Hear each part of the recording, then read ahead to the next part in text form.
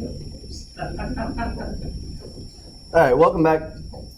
So today we will start on the last section in section in chapter 6, section 6.3 on indexed collections of sets. This will be part 1. I should have titled it part 1. I usually only have one set of slides per section, but I didn't get all of them done. So should have plenty enough to do today and then some on Monday. This is a long section. Okay, great. All right.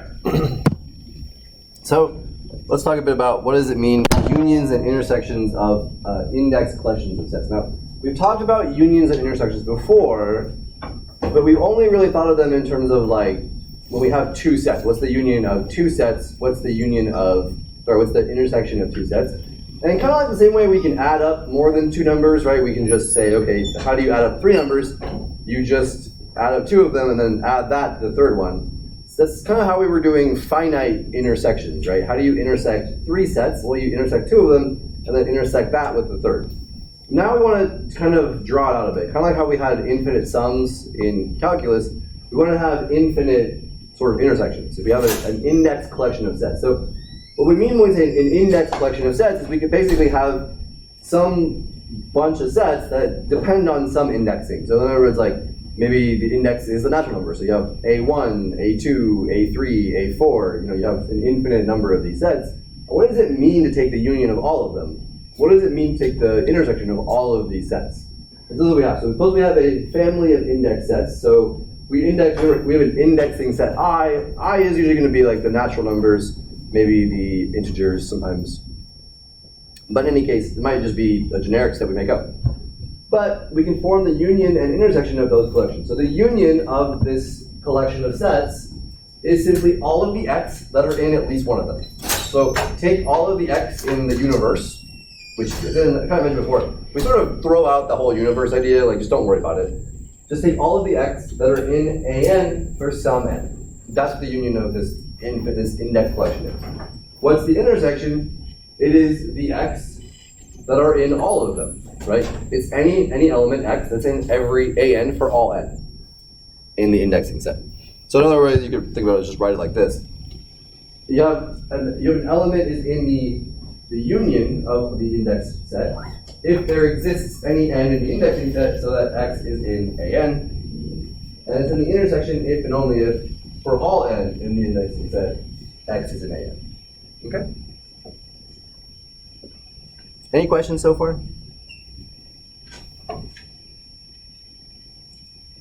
Alright. If our indexing set is finite, this is not too hard to figure out. Why don't you guys try and find the union and intersection of this collection of index sets here. So in this case, our indexing set is alpha, beta, and gamma. Right, so we have A alpha, A beta, and A gamma are the three sets in this collection. So find the union and intersection. Really shouldn't be that hard, but take a moment and try it out.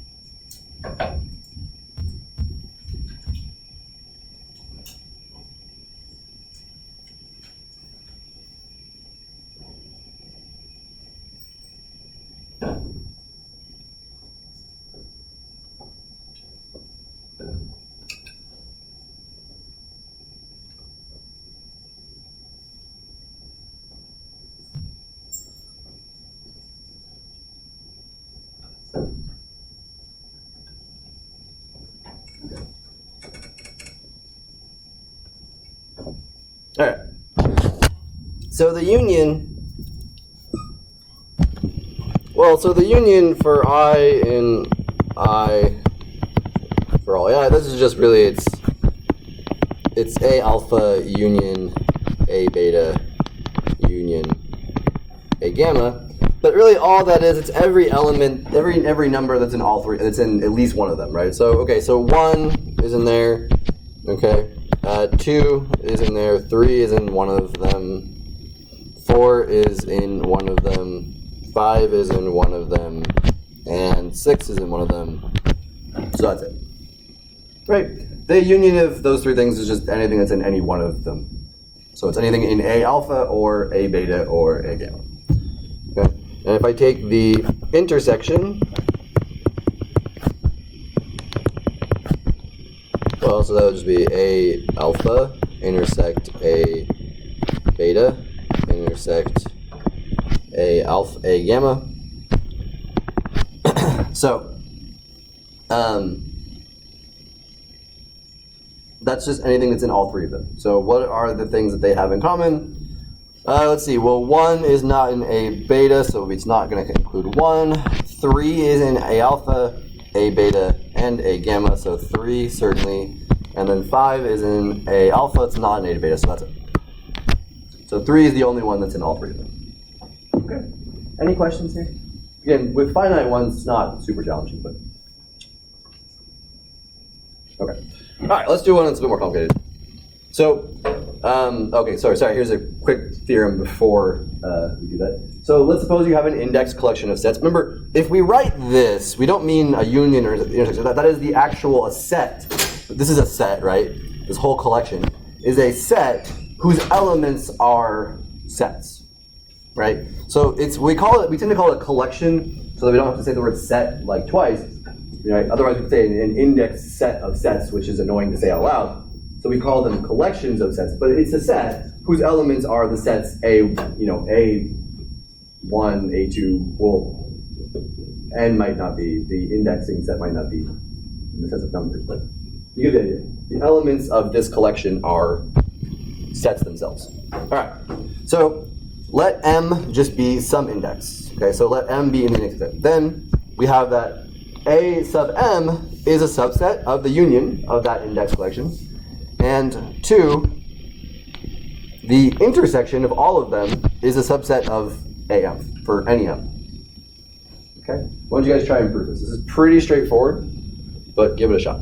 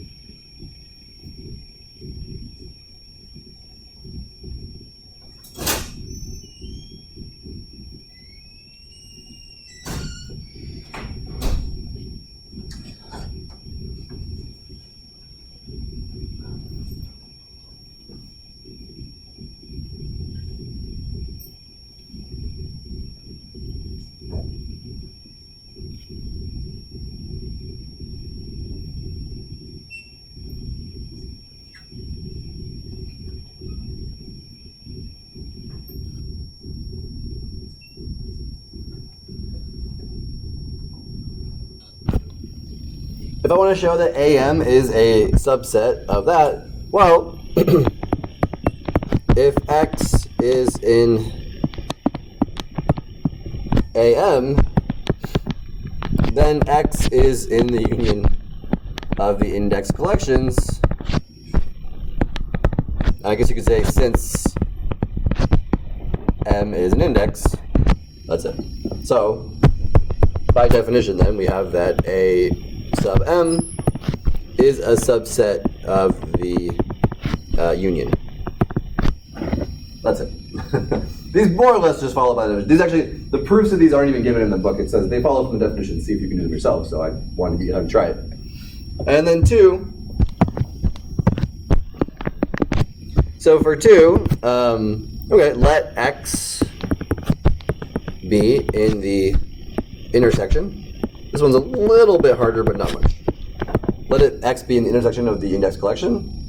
Then by definition, x is in AM, or let's say AN, for all n in the indexing set, and this implies that x is in AM.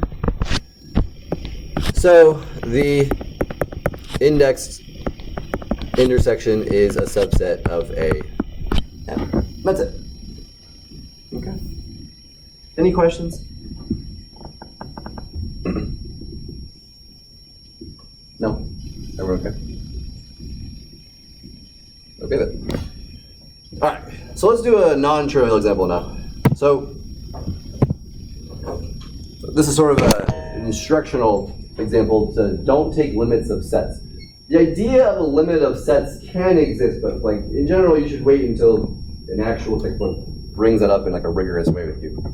But let's suppose that we have an index collection that sort of is set up as the following. For every natural number n, let an be the interval that starts at 0, including 0, up to the value 1 over n. So like a1 would just be the interval from 0 to 1, the half-open interval from 0 to 1, where we include the endpoint 0. a2 would be 0 to 1/2, again, including 0. So you can think about in your head, right, before we do it, think about, well, what should the union be? What should the intersection of all these things be? So, a couple things. One, if n is a number greater than or equal to m, so if n is a bigger index than m, if this is true, then remember when I take reciprocals, it reverses the order, the direction of the inequality.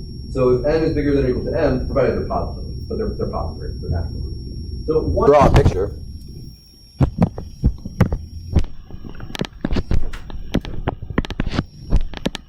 Here's, say, 0, and say over here is like 1, right? If 1 over n is less than 1 over m, right, an is this guy, and am would be that guy. So clearly we have that an should be a subset of am. Okay. That's one thing. What that means is that this collection of sets actually gives us what we call a nested sequence of sets. A nested sequence. So in other words, A1, right, contains, so this is saying A1, this is like a superset symbol, but it's the same idea, right? A2 is a subset of A1. So A1 contains in it A2, which contains in it A3, which contains in it A4, and so on. So this should make it clear, what does the union of all of them have to be then? Yeah, just A1, right? It's just the interval from 0 to 1. They're all contained in A1, so the union has to just be the biggest one, basically, the one that they're all contained in, which is A1. Okay? Now, if I take a finite intersection, so if I don't take the intersection of all of them, if I just take a finite one, so just intersect the first m of them, this is going to give me 0 to 1 over m, right? Because the intersection, if you just say stop, take the intersection of the first 3 of them, well, A3 is contained in A2, which is contained in A1, right? So everything in A3 is contained in both of these, and so that means the intersection of A1, A2, and A3 should be A3. If I took the intersection of A1 through A4 is contained in all of the other ones, so the intersection would be A4. So if I just take the intersection of the first m of these sets, then I should get AM as my intersection. Okay? Does that make sense? Any questions? Yes. But A1 is the biggest and AM is the smallest. Yeah, because it goes. Remember the inclusion goes this way, right? A2 is inside of A1.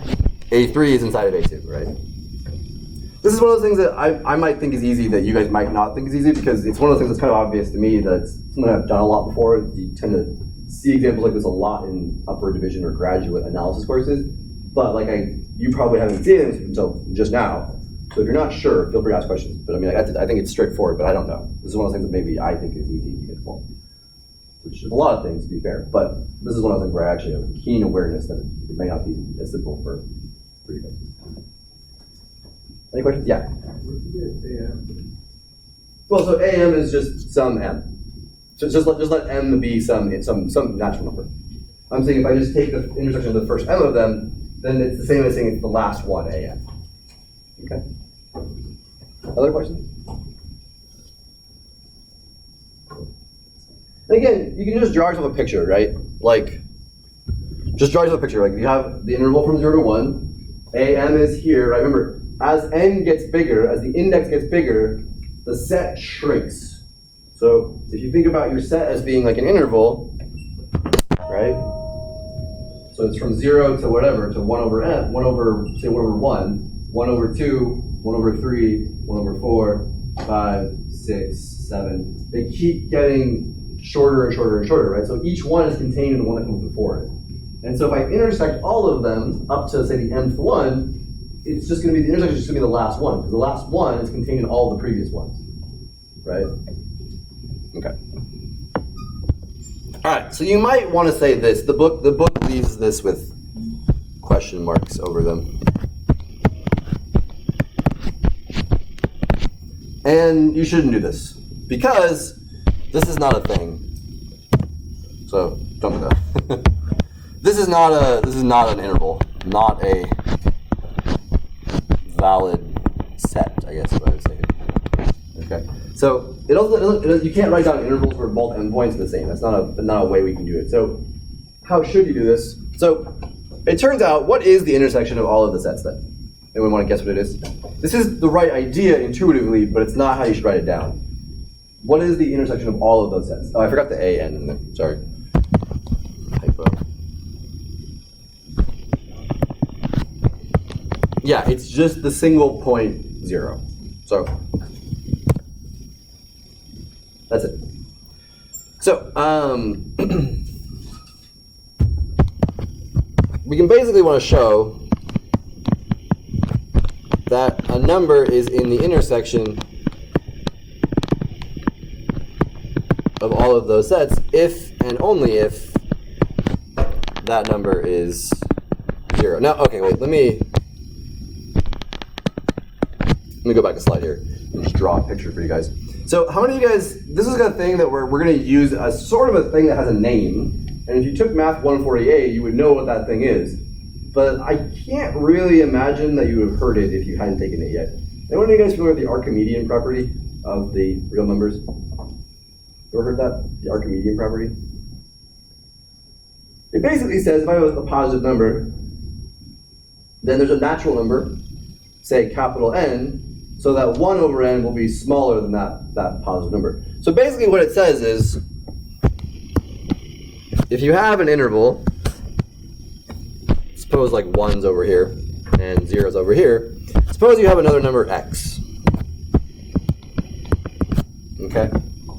Then you can find a number, so that number n, so that 1 over n will be to the left of x, right?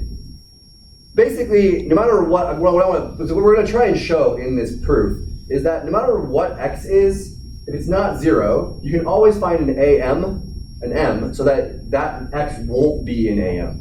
And think about this for a minute. Just start by taking 1/2, right? So 1/2, the interval from 0 to 1/2 would obviously include x. So go down to the next power of 2, like say like 1/4. Just cut that in half, right? And then cut that in half again. That would be like 1/8. Maybe it's still in there. Cut that in half again. And you get 1/16, right? Now, x would not be an element of a 16. So the fact that you can do this is basically an axiom of the numbers, but I hope you believe it. Essentially, just think about where x is and just keep cutting the intervals in half. And eventually, you're going to find an m. In this case, your m will be a power of 2, but it doesn't really matter. You can find an m so that x will not be in that am, right? This is a thing we can do. You guys believe it? Anyone not believe it? Anyone confused? Don't know what they're supposed to believe? Because all I want to say is that whatever x is some number between, say, if x is a positive number, okay, I want to say that there's some m so that it's not in AM. That's what I'm going to use that later. So how do I do that? Well, just keep, is x over here? Then obviously it's not in A1, right? Is x, in here? Well, then it's not in A2. Is x over here? Then it wouldn't be in A4. Is x over here? It wouldn't be in A8. Is x over here? Then it's not in A16. I want to be able to say that if x is a positive number, then it's not in A something. It's not in A some number, AM, say. Okay? This is what our proof's going to do. All right. So, our proof is going to be just to show this implication. So, one direction is easy. This direction is pretty straightforward. If x is equal to 0,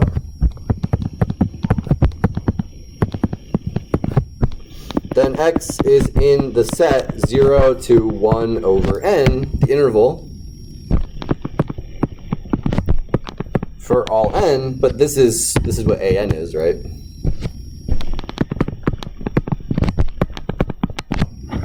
Right? Because 1 over n is positive, so no matter what. So 0 is always in that set, no matter what n is. And so this implies that x is in the index collection. N goes from 1 to infinity of n. Because it's in all of them, no matter what. So that's what the definition of the intersection is, right? If it's in all of those sets, then it's in its intersection. So that one's straightforward. The other one's the hard direction, which is kind of what I was talking about a minute ago. Okay? So now suppose that x is in, we're going to do it by contradiction. It's contradiction, it's almost contrapositive. You could probably do it either way. But let's suppose that x is in the intersection. It is in the intersection and it's positive. So clearly if x is negative, obviously if x is 0, we know it's already in there. If x is 0, if x is a negative, then obviously it's not in any of them either, right? So that's sort of already done for us. So let's just suppose it's positive. So, because you might assume, I just want to point out, not this is obviously not x is greater than 0. Not x equals 0. That not this statement would be x is not equal to 0. But we don't care about the negative case because obviously if x is negative, it's clearly not in the intersection. Does that make sense? We're going to ignore that. Yeah. So we have to state that in or something. Probably. I mean, technically, if you read the proof in the book, I think he does mention it. Only because it should be clear that if x is negative, it's not in the intersection. So it's not really a big deal, but I think he does just say it. So you should say clearly x can't be negative. All you have to do is say it, and then that's fine. It's a very believable sort of idea. All right. So suppose that x is in the intersection of all of them and it's positive. Then x is greater than 0, so there exists a natural number so that x is bigger than 1 over n. Bigger than or equal to. Okay. This is just what we said before. It's basically just the Archimedean property. You can always find a number. So no matter what x is, even if x is very close to 0, I can always find a large natural number so that x will be bigger than 1 over n. In other words, 1 over n is between 0 and x. So it's just sort of this idea here. Again, if you want to think about it, just use powers of 2. If I just keep cutting my intervals in half, right? Because if you only look at the a2 to the k power. So only look at the indices for a that are powers of 2. So a2, a4, a8, a16. How do you find those intervals? How are those intervals related? Each one is just half of the previous one, right? You have A1, half of that would give you the length of A2, half of that would give you the left half of A4, which is the left half. Then A8 cuts it in half, A16 cuts that in half, A32 cuts that one in half, right? A64. So you can think of it that way, right? If x is a positive number, eventually if you keep cutting the intervals in half, you'll get to the left, you'll get to the left of x. You'll get between x and 0. So, Okay, then x is not in AN. And we're done. This implies x is not in the intersection of all of them, by definition, which is a contradiction. And you can say, since x can't be negative,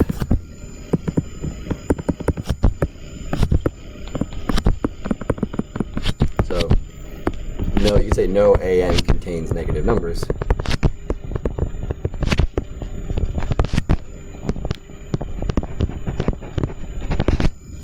X must be 0. So that's what I mean by you should address the fact that it can't be negative. You can just say, it can't be negative since none of the ANs contain negative. So it has to be in all of them. If it's in none of them, it clearly can't be negative. Any questions?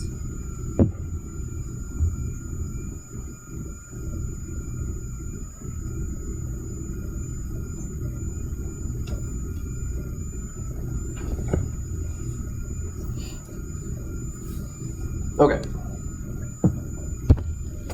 I guess I didn't picture space. All right. What happens if we modify our AN in each one? So remember, our AN was the half open interval where we included 0, but we didn't include the other endpoint when over n. What do we get if we don't include either endpoint? What's in the intersection if we only had the open interval from 0 to 1? What's that? Yeah, nothing. Nobody's that. Because obviously, if you don't have that 0 in all of them, that one element that is in all of them, right, you're done. Think about this for a minute. I mean, it should be clear this is the case, right? Because obviously, I wouldn't get, like, why would you get another element? And since 0 is not in any of them, it clearly can't be in the intersection as well. What if I have this instead? What's that? It's still empty, yeah. It's the fact that we don't include this endpoint in 1 over n sort of doesn't matter. Because you're still just chopping the interval in half each time, right? So if 1 over n was in one of them, it's not going to be in the next one. Okay. And what about this one? Yeah, it's still just 0. Okay. So again, including this endpoint doesn't really change anything. Doesn't make a difference. So that's it. Any questions?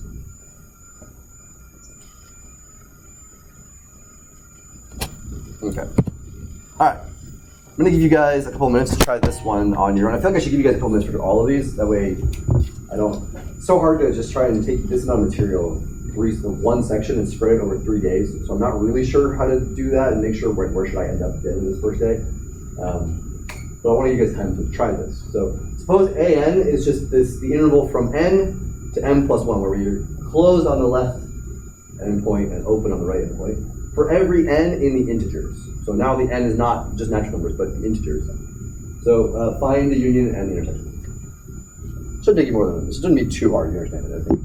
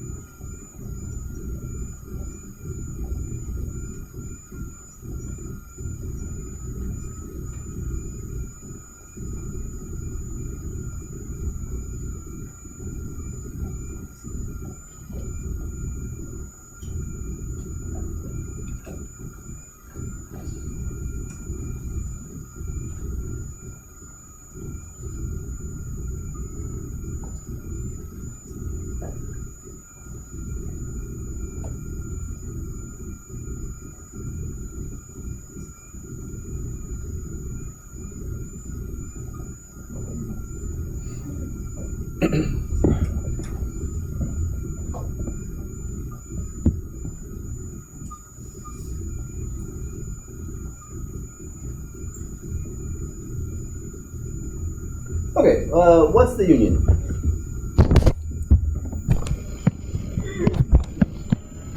Yeah, it's all real numbers.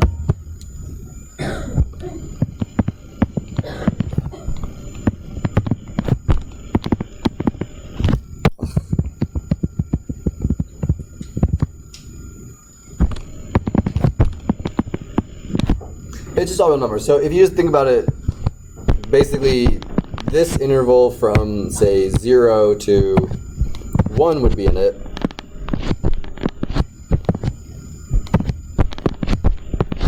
But so would the interval from 1 to 2 would also be in there, right? That's 1. And so would the interval from, I don't know, -1 to 0. So basically every real number has to be in at least one of them. And if you want to do it sort of explicitly, how many of you guys know what the floor function is for that's the floor, I think. There's floor and ceiling. That's the if I draw it with the numbers on the bottom here. The little line bump. That's the floor function. That's the greatest integer that's less than or equal to x. So for instance, like the floor function of pi would just be 3. Okay. So for all x, right, the floor function of x is in the integers. So this implies that the floor function of x is going to be in element of a floor function of x. Right? So that's it. So every real number is in at least one of them. So that's it. I should say for all x in the reals. Okay.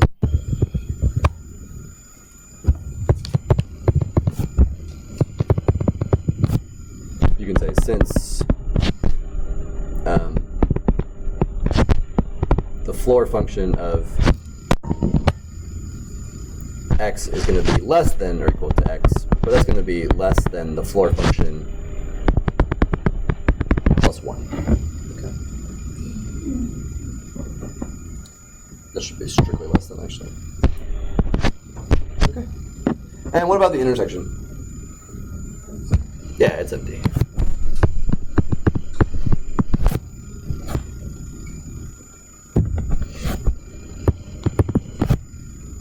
Yeah, so it's the empty set. The ANs are pairwise disjoint.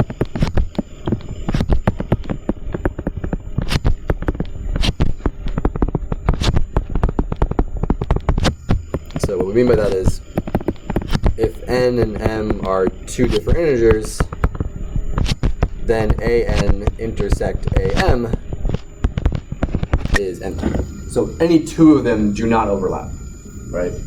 No two overlap. Even if you take consecutive ones, right? The left endpoint, the right endpoint of this one is not in this one. So like, these three don't have any points in common. They sort of together will give you the interval from 0 to 2, or from -1 to 2, not including 2, but they don't have any points in common. They don't overlap. Okay? Yeah. On the implication of the floor function, should it just be like regular x is like Oh yes, you're right. Yes, thank you. Sorry. Yeah, we should just say x and that's it. I mean, it is true, but it doesn't help us that much. There we go. Thank you. Yeah. Is the union of intervals interval? Is a union of intervals an interval? Yeah. In general? Like in general, or in this problem? In general. In general, no. I mean, just take two disjoint intervals. Their union is not an interval, right? It's a union of intervals. But it's not itself an interval. But in this case, if you took two consecutive, if you just took two consecutive integers, the union of those ones would be an interval, right?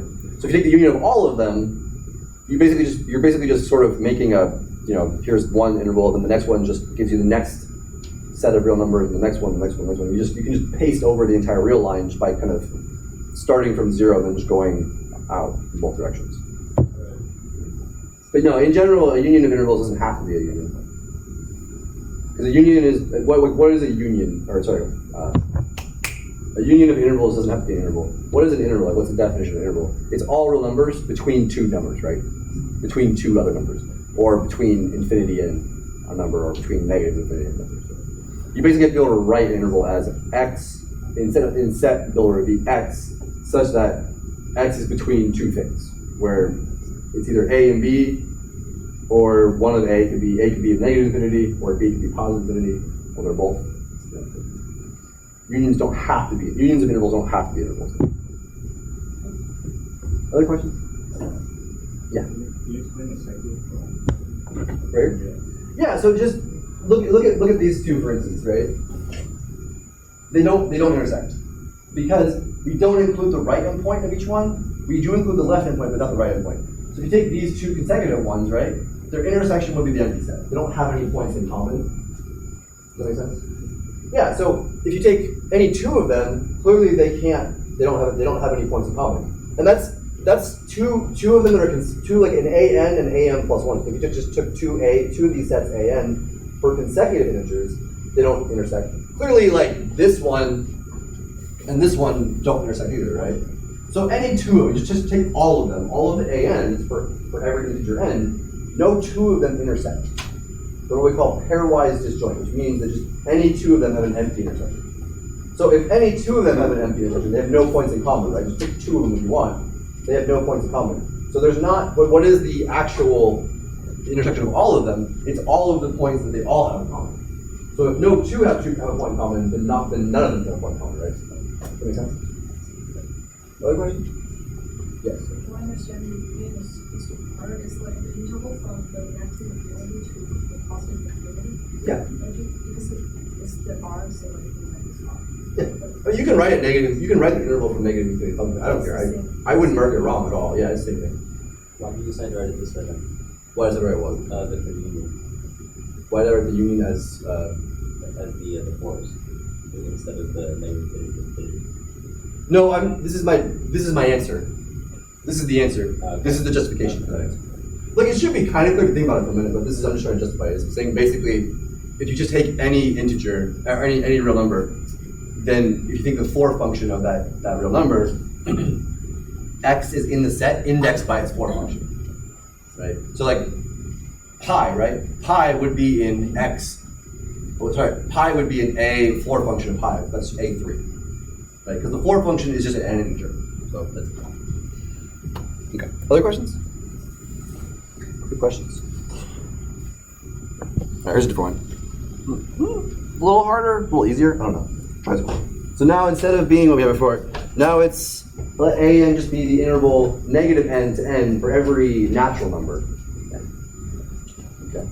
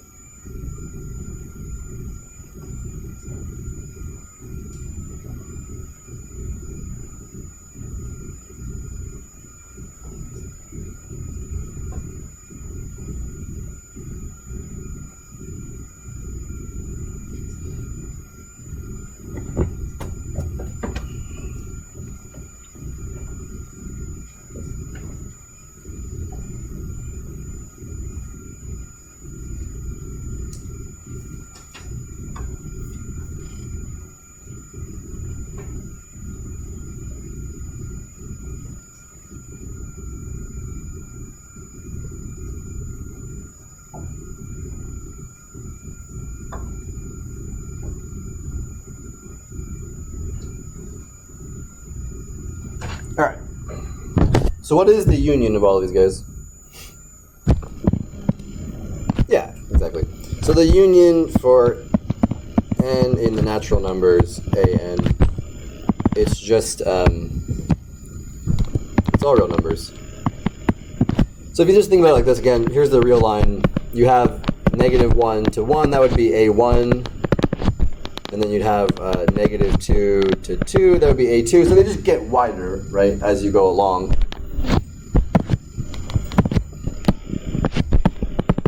So basically, this actually gives you a nested sequence again, but A1 is a subset of A2, which is a subset of A3, and so on. So for any x, there exists n such that the absolute value of x will be less than n.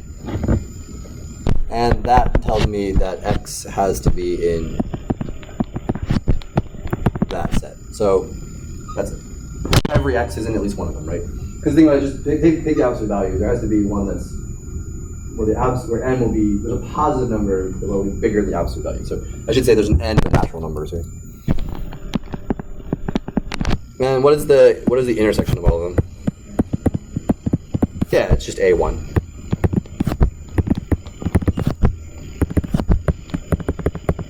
That's it.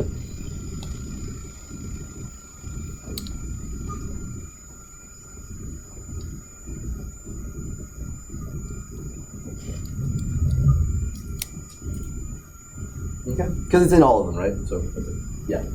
Like, what would be like a written representation instead of just It's in all of them, right? It's a nested sequence, right? So it has to be in all of them. So just take let x be in A1, then it's in all of them, right? Suppose x is not in A1. Suppose x is not in A1. Well, then it's not in A1, so it can't be in the intersection. That's the justification. If you wanted to really spell it out, that's basically all you have to say. So you could say if x is in A1,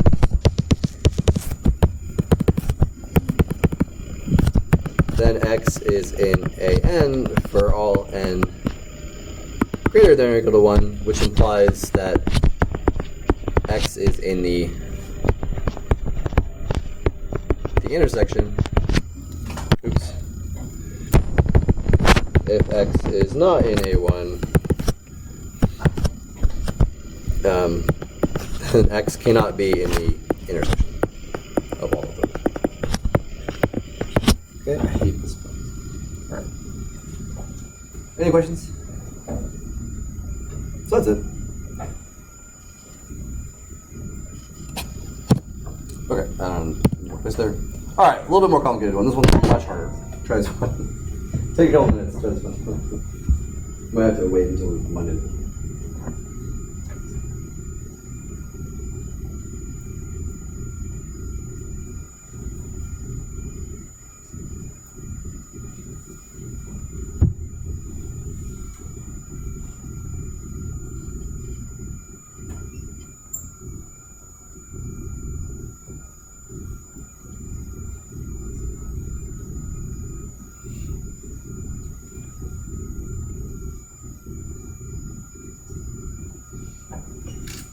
Let's just focus on all the time. All right. So before you get started here, it might be easier to recharacterize like what exactly is AN. Well, so what exactly is AN? So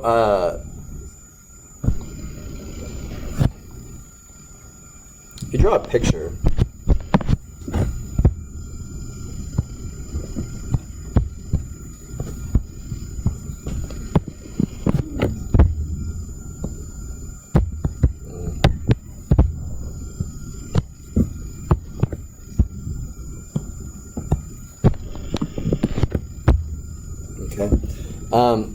What does this function look like? Well, normally it would be a parabola,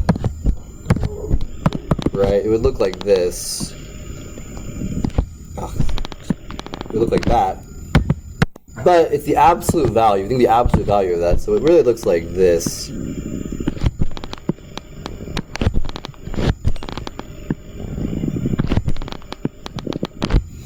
Right? And so this would be positive 100. So this would be y equals the absolute value. Let me do it in blue. This is not really it's sort of just to help you get an idea of what these sets look like, but we can do it a little bit more rigorously, like that. And then if you just took, for instance, say some n, right? Let's suppose that this was just y equals 1 over n. Okay. Then basically you have, like, what's the interval on which the function is less than that on that blue little graph? What is the interval on which that's less than that? So basically what you'd have is you'd have this interval down here. You'd have from here to here, and then you'd have from here to here.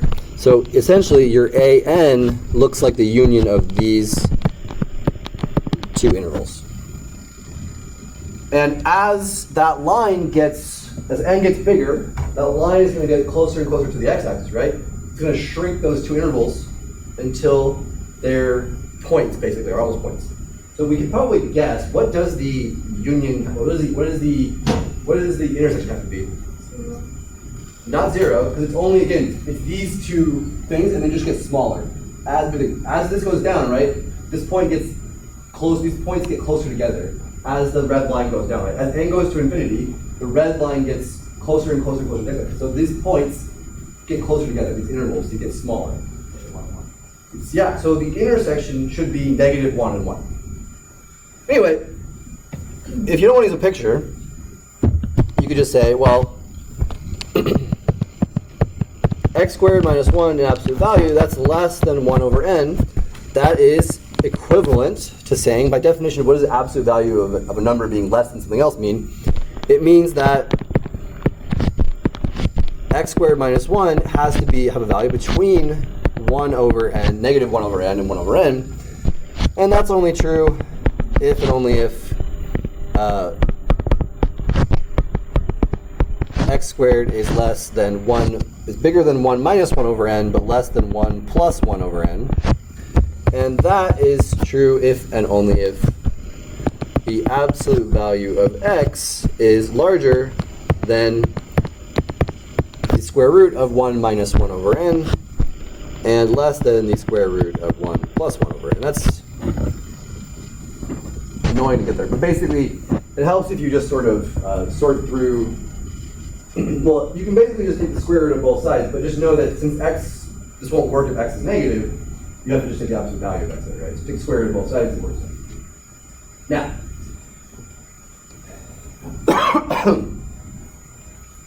this is the same, if you just look at each one of these individually, this is the same as saying that x has to be between negative square root of 1 plus 1 over n and positive square root of 1 plus 1 over n. And it also has to satisfy x has to be less than negative 1 minus 1 over n, or has to be bigger than the square root of 1 minus 1 over n. Now, here's the thing. If you were to write the number line again,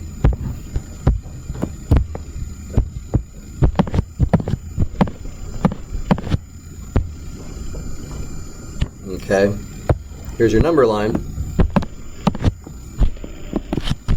Here's 0, here's negative 1, and here's 1. Then for any n, here's how they all get put on the board. This is negative 1, square root of 1 minus 1 over n.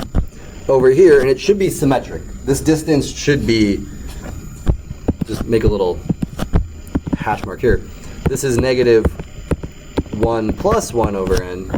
And then over here, this would be the square root of 1 minus 1 over n, and then over here would be, yes, that's good. This would be the square root of, no, this is wrong, it's backwards, that's that. And that would be 1 plus 1 over n. So, and, I'll just erase this. Okay, so this right here,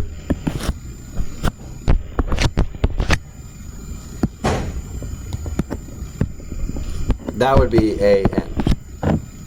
So now just sort of think, well, what is a1 going to be? Well, so what is A1 going to be? So A1 is going to be basically, this is going to be root 2, right? This is going to be root 2, and this is going to be 0. So what does A1 look like?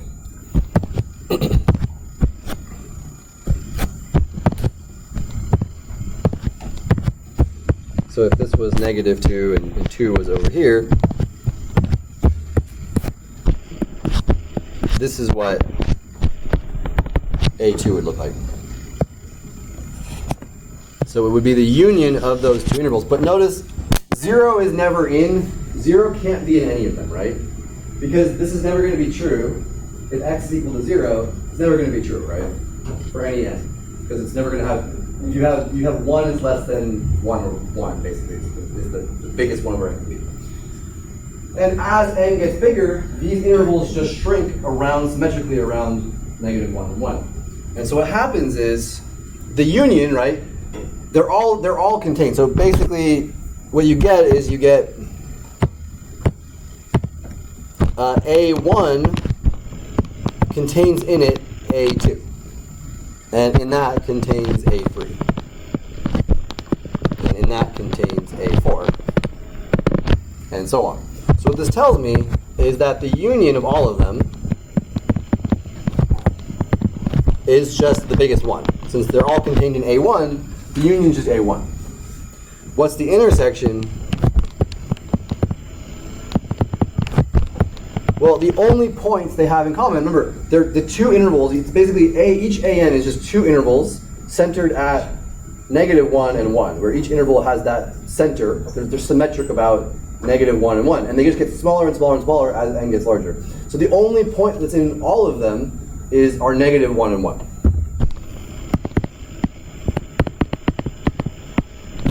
And that's it. So that's the that one's a bit harder. But if you go back and look at the picture though, right? Draw this picture, as this line gets lower, right?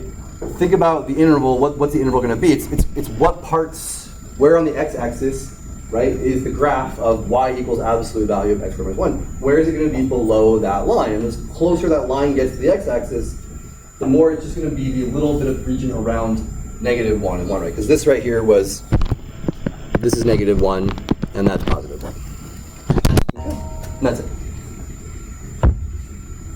Proof, not a picture, but the picture is probably the easiest way to figure out why it has to be true. Any questions? Yeah. Would you ever index by the real numbers? Not in here, but yes, absolutely. You can index. You can have index collections of sets that where the indexing set is bigger, for instance, than the natural numbers or the integers. But we haven't really talked about what is the difference in size between the natural numbers or the integers and the real numbers. That's something we'll get into in chapter 8. So, but you can, yes, you can definitely index sets with the real numbers. So I don't think we'll do it in this class, but it's a thing that can happen. Sure. All right. Sorry I went over time. Having a good weekend, guys. I'll see you on Monday.